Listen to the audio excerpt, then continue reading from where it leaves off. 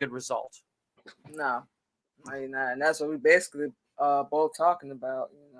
Definitely our condolences to her and her son. I said I have to myself. I can't even imagine what that must be like.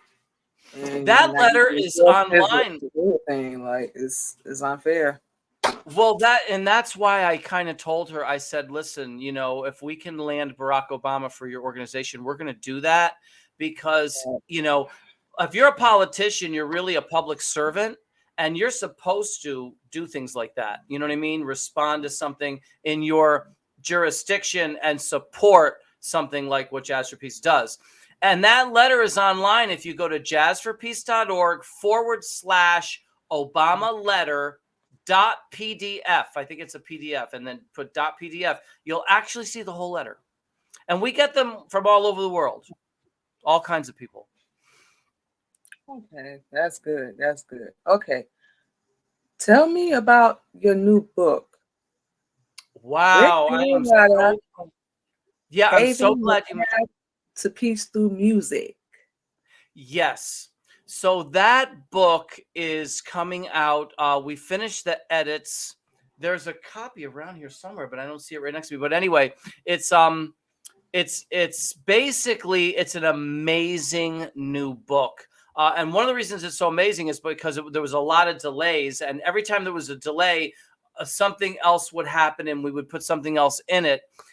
That book will give you an unbelievable story of Jazz for Peace that you can really feel and really be in it, because it talks about all the different things we've done around the world. But there's little chapters like, if you want to know what Jazz for Peace did in Nepal, you can go to that chapter, or Africa, Rwanda, Pakistan, and just little stories. And it gives you a great overview, but it also talks about how we feel about the world today and what we feel like we can do to address our world's problems. It's an amazing book.